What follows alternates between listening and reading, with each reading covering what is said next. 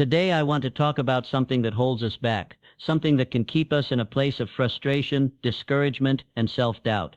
It's those negative emotions we all experience from time to time, the fear, the anxiety, the resentment, the frustration. But here's the truth, you don't have to live under their control. You don't have to let those feelings shape your reality. You see, when you focus on the negative, it becomes all you see. It's like putting on a pair of glasses that only let you see the bad in every situation. You start looking for what's wrong in the world, in others, and most dangerously, in yourself. You let the negative voices in your head dictate your actions, your choices, and your future. But what if we made a choice today? What if we stopped letting those negative emotions have the final say in our lives? What if we started focusing on something better? Because the truth is, negativity is not your destiny. You have the power to choose where you place your focus. Yes, challenges will come. Yes, you will face difficult moments, but you don't have to dwell in them. You don't have to make your life about what you don't have or what went wrong. You have the ability to focus on what is good, what is possible, and what can grow from the challenges you face. Now, I'm not saying to ignore your feelings. I'm not telling you to pretend everything is perfect when it's not. But there's a difference between acknowledging your emotions and allowing them to control you. You are not your feelings. Your feelings are temporary, but your thoughts, they are powerful. And the moment you decide to take charge of your thoughts, you begin to take charge of your life. Think about it, if you fill your mind with negativity, you start to expect the worst. And guess what? You start seeing the worst. It becomes a self-fulfilling prophecy. But if you fill your mind with possibility, with hope, with belief that things can get better, you start to see those possibilities open up. You'll start walking into rooms of opportunity that were always there, but you never noticed before because you were too focused on what was wrong. Now I know it's not easy. Life is messy, and the journey isn't always smooth. But resilience is not about avoiding negative emotions, it's about choosing how to respond to them. It's about saying, I won't let fear decide my steps. It's about saying, even when things feel tough, I'm going to move forward with purpose. That's the power of resilience. You can't always control what happens to you, but you can control what happens inside of you. You can choose your thoughts, you can choose your attitude, and you can choose your actions, and that choice will shape your tomorrow. So let's make the choice today to stop letting negativity dictate our path. Let's make the choice to focus on what we can control, to turn our attention toward the good, the possibility, the hope. You're not defined by your struggles. You are defined by how you rise above them. And today I challenge you to rise. Take that step. Choose positivity. Choose to focus on what's possible. And when the negativity tries to pull you back, remind yourself, you have the power to choose a different way. You are not your emotions. You are more than the negative thoughts that try to steal your peace. You are capable. You are strong, and you are destined for greatness. So stop focusing on the negative and start focusing on the extraordinary future that lies ahead of you. It's easy to get lost in the noise of life, especially when everything around you seems to demand your attention. The pressures of work, the expectations of others, the worries about the future, all of these things can pull you in 1,000 different directions. But the truth is, much of what happens to us is not nearly as important as how we respond to it. And that begins with where we choose to place our focus. We often hear that we need to focus on the positive, but what does that actually mean? It's not about ignoring the difficulties in life, or pretending that everything is perfect when it's not. Life is full of challenges, and we all face hardships. But the secret to overcoming them doesn't lie in denying their existence. It lies in shifting our focus. Instead of allowing ourselves to be consumed by the negative emotions, the disappointments, and the failures that come our way, we have the ability to choose where we direct our attention. Think about it for a moment. How much of your day is spent focusing on what's going wrong? How many times have you found yourself caught in a spiral of negative thinking, replaying the same thoughts over and over again? You think about the mistakes you made, the things you didn't accomplish, the relationships that didn't work out, the things that went wrong at work. It's easy to get trapped in that cycle, but the more time we spend dwelling on the negative, the more we amplify it. The more we focus on the failures, the more we begin to believe that we are defined by them. And that couldn't be further from the truth. Every single one of us has faced moments of defeat, but those moments don't define us unless we allow them to. We are not our mistakes, and we are not the sum of our regrets. We are the product of what we choose to focus on.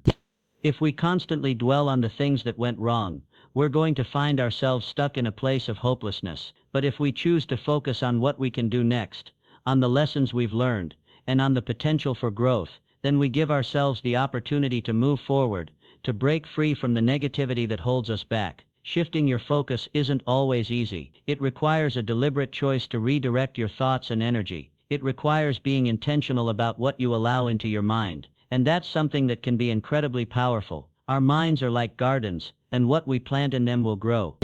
If we plant seeds of doubt, of fear, of regret, then that's exactly what we'll harvest. But if we plant seeds of hope, of gratitude, of belief in ourselves and the future, then we'll begin to see the fruits of that change. What happens when we shift our focus is that we stop giving power to the things that are out of our control. We stop fixating on the things we can't change, and start focusing on the things that we can influence. The more we focus on the opportunities in front of us, the more creative and resourceful we become in finding solutions. Instead of thinking about all the reasons why something can't be done, we begin to ask ourselves how we can make it happen. And that shift in mindset is transformative. When we choose to focus on the positive, it doesn't mean that we're ignoring the struggles in our lives.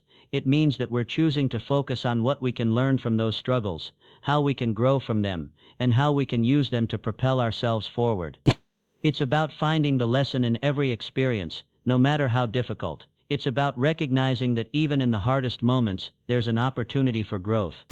Imagine how different your life could be if you stopped giving so much attention to what's wrong and started focusing on what's right. What if you could stop replaying the negative interactions you had, the mistakes you made, or the things you wish you had done differently?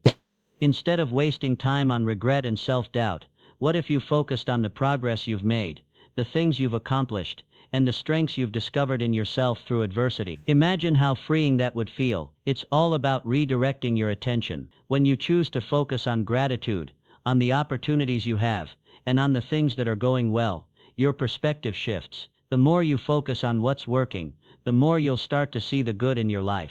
You'll start noticing the moments of beauty, the small victories, and the simple joys that you might have overlooked before. And it's in those moments that life becomes richer, more fulfilling, and more meaningful. Shifting your focus is not a one-time event. It's a daily practice. It's something you have to choose every single day, because the world around you will continue to throw distractions and challenges your way. But if you make the conscious decision to focus on what you can control, on what you can create, and on the future you want to build, you'll begin to realize that your mindset has the power to shape your reality. So today, make the choice to shift your focus. Stop allowing negativity to dominate your thoughts, and start redirecting your energy toward what's possible. Choose to focus on the things that inspire you, that motivate you, and that move you closer to the person you want to be. Because when you focus on the right things, you'll find that the possibilities are endless. Positivity is often misunderstood. It's not about pretending that everything is perfect or ignoring the difficulties and challenges that come with life. Positivity isn't about pretending to be happy all the time, or forcing a smile when everything inside you feels like it's falling apart. Instead, it's a choice, a conscious decision to look beyond the immediate obstacles and see the potential in any given situation. It's about adopting a mindset that recognizes that while pain, frustration, and failure are inevitable, they don't have to be the defining forces of your life. Positivity is about resilience. It's about finding strength in adversity, and it's about choosing to rise above the negativity that life sometimes throws at you. When you embrace the power of positivity, you begin to realize that your perspective shapes your reality. How you perceive a situation is often more important than the situation itself. We can't always control what happens to us, but we can control how we respond to what happens. That is where the power of positivity lies. It's not in denying the struggles, but in choosing to focus on the opportunity within those struggles. It's in choosing to see the lesson instead of the failure, the growth instead of the setback. Positivity is a shift in mindset that transforms the way you move through the world, and it can make all the difference in how you experience life. Take a moment to think about your own life.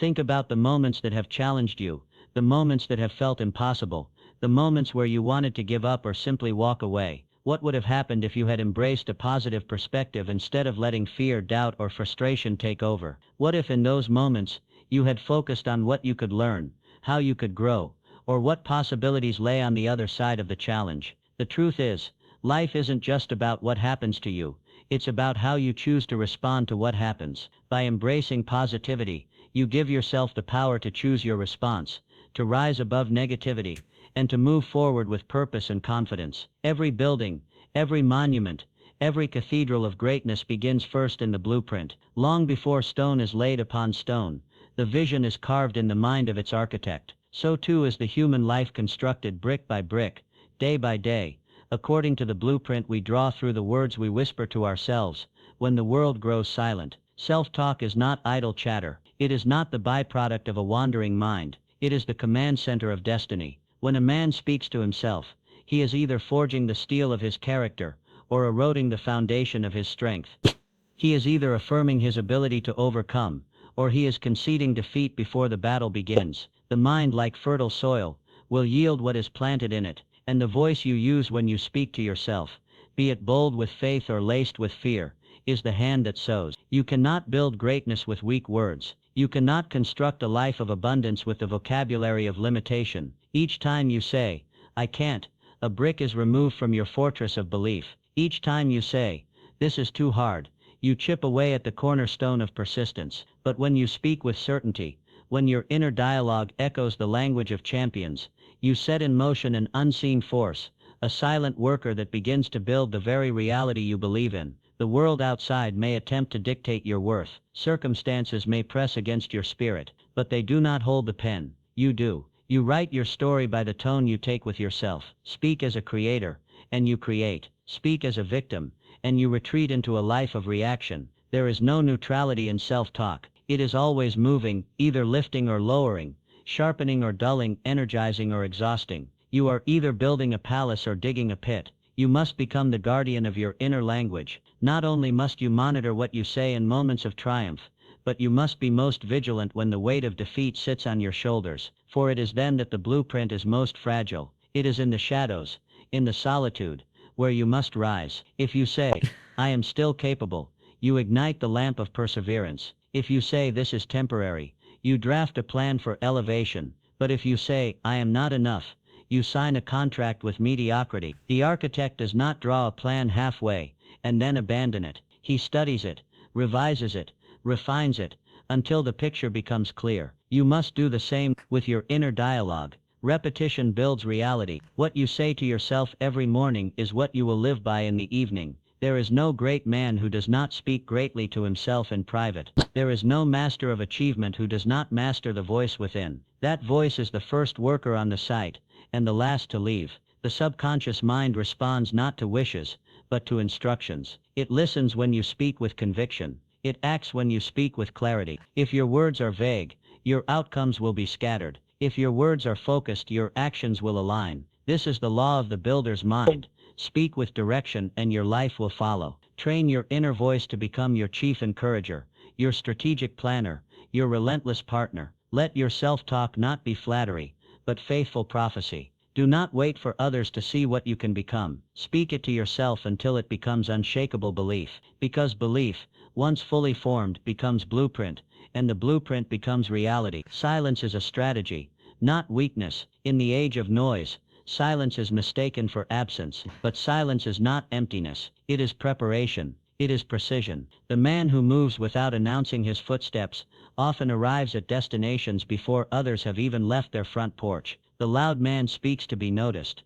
The wise man acts to be remembered. If you would build yourself into something that endures, you must understand that the strongest structures rise in quiet before they ever appear to the world. There is a dangerous tendency in modern minds to associate visibility with progress. Yet the seed does not boast while it takes root beneath the soil. The roots dig deep, quietly, powerfully, without applause, without recognition, and in time that invisible work beneath the surface supports a mighty tree. The silence of that process is not a sign of inaction. It is a sign of intelligence. It is strategy in its purest form. The one who builds in silence avoids the distractions of attention and instead concentrates on mastery. You must learn to revere your quiet seasons. There is power in keeping your ambition close to your chest. When you refrain from broadcasting your every move, you free yourself from the opinions of others. You make space for thought, for course correction, for disciplined improvement. There is no committee in the quiet, no outside voices to steer your ship. It is there in solitude that your voice becomes clearest and your will becomes strongest. A man who is quiet while building is not without confidence. On the contrary, he is so secure in his direction that he does not require validation. He does not pause to be praised. He works not for noise, but for legacy. And while others waste energy on performance, he channels all his energy into execution. There is no need to convince the world of your potential when you are already becoming the proof of it. True progress whispers. It does not clamor. A bricklayer does not shout with each stone he places.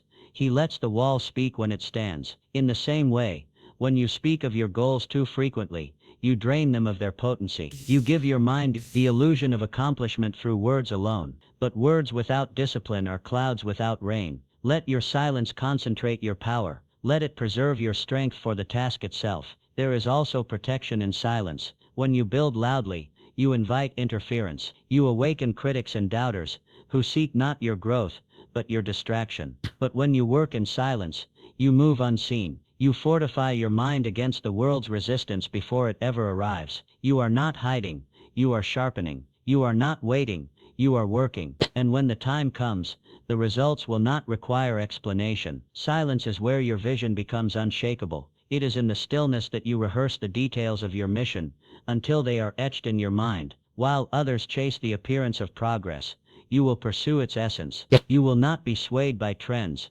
nor broken by setbacks, because your identity was not built on applause, it was built in quiet repetition. The man who knows how to sit with himself in silence, knows how to lead himself through storms. He does not panic when the world grows still, because he has already done his best work there. Let others chase noise. Let others perform. You are not here to be seen. You are here to be solid. You are here to build, brick by brick, with your head down and your heart on fire. That is not weakness. That is strength of the highest order. The silence in your process is the sound of real power assembling itself, out of sight, but never out of direction. Auto-suggestion is the inner engine. There exists a silent force within every man that once understood and directed, becomes the chief engineer of his destiny. That force is auto-suggestion. It is the means by which thought becomes reality, by which intention molds circumstance, and by which the invisible hand of belief shapes the visible hand of action. Every word you repeat, every phrase you allow to echo within your mind, becomes instruction, clear, definite order sent directly to the subconscious mind, the seat of all creative power. Auto-suggestion is not magic, it is not superstition, it is a law, subtle in its operation, but absolute in its results. The mind is a receiving station. It accepts whatever you repeat with emotion and belief. It does not judge. It does not filter truth from falsehood. It obeys. What you continuously tell yourself, especially with conviction, is what your subconscious accepts as truth. And once accepted, it acts on that truth with precision, guiding your behavior, your decisions, and your opportunities in line with the dominant thought you have impressed upon it. You must understand this. Every thought you allow to linger becomes a seed, and through repetition, that seed takes root and grows into a tree of circumstance. If you speak fear into your mind repeatedly, fear becomes your reality. If you dwell on failure, failure becomes your habit. But if you affirm courage, success, strength, purpose, if you repeat these with intensity and emotion, they become the materials from which your future is constructed. There is no man who has risen to great heights without first commanding his thoughts with discipline. He did not wait for belief to come from the outside. He built it on the inside, using auto-suggestion as his tool. He told himself what he would become long before others believed in him, and because he spoke it to himself with such conviction and regularity, it became inevitable. The mind cannot resist the influence of repeated suggestion. It must conform. The conscious mind is the watchman at the gate, but the subconscious mind is the builder behind the wall. The builder does not choose the materials. It builds with what it is given. That is why auto-suggestion must be intentional. You cannot leave the most powerful builder in your life to work with scraps of doubt, fear or confusion. You must deliver to it only what you wish to see constructed: clarity, belief, vision, power and persistence. Every morning, every night, you are either programming your mind for growth or decline. Your inner conversation is the blueprint, but auto-suggestion is the hammer and nails. It is the repetition, the rhythm, the discipline of declaring what must be, until your mind no longer questions, only acts. This is why the spoken word, when combined with belief, moves mountains within. The man who speaks to himself with certainty, trains his emotions, sharpens his focus, and energizes his purpose. There is great danger in neglecting this principle. If you do not choose your thoughts, the world will choose them for you. If you do not command your inner voice, it will mimic the voices of fations, but as declarations of fact, speak them aloud, write them down, etch them into your routine until they sink beneath the surface of thought, and become the gears that turn your every action without hesitation or doubt. Power lies in composure. The man who commands himself commands the world, not through force, not through volume, but through composure. Composure is the mark of inner mastery. It is the armor of those who have tamed their own mind, the steady hand of those who are unmoved by chaos, and the invisible signature of true power. Where emotion reacts, composure decides. Where panic flees, composure stands firm. It is in that stillness, not in outward noise, that greatness roots itself. Power is often misunderstood. The masses believe it is in the loudest voice, the swiftest retaliation, the immediate reaction. But real power does not rush, it does not flinch, it waits, it observes, it calculates. The composed man is not indifferent, he is intentional. He chooses his response not from impulse, but from principle. In every trying moment, he steps back from the flames, gathers himself, and steps forward with clarity. The man who has mastered composure has already won half the battle, for he cannot be baited, broken or misled. Composure is not weakness, it is the highest form of discipline. Anyone can explode in anger, anyone can surrender to fear, anyone can crumble under pressure, but the composed man remains aligned with his purpose. He does not forfeit his direction to satisfy a moment's emotion. He understands that storms will come, storms of delay, of rejection, of criticism, and he prepares for them not with defense, but with dominion over himself. He does not merely ride the waves, he becomes the anchor. It is in the moment of adversity that a man reveals who he truly is, not in times of comfort, but when tension tightens, when plans fall apart, when pressure rises. And what separates the one who rises from the one who falls is not intelligence, not luck, not even talent. It is composure. The composed man, even in the face of defeat, does not retreat inward. He remains centered. He thinks while others react. He acts while others hesitate. And in that brief space between stimulus and response, he finds the edge that others never reach. To build composure is to build control. You must train yourself to feel emotion, but not to be ruled by it. You must teach your mind to pause, to reflect, to question before it accepts any thought as truth. The composed mind is not cold, it is governed. It does not ignore emotion, but it does not worship it. Emotion may knock at the door, but it is the will that decides whether to open it. When you master this decision, you begin to wield a rare kind of strength, the kind that cannot be stolen, shaken or sabotaged. Composure gives rise to vision. In moments when others are blinded by urgency, the composed man sees opportunity. He does not need to rush, because he is rooted. His sense of timing is not dictated by fear of missing out, but by faith in deliberate movement. He knows that the one who waits for the right moment, while preparing in silence, gains a power far beyond the frantic hustler. He is calm not because life is easy, but because he has chosen to master himself,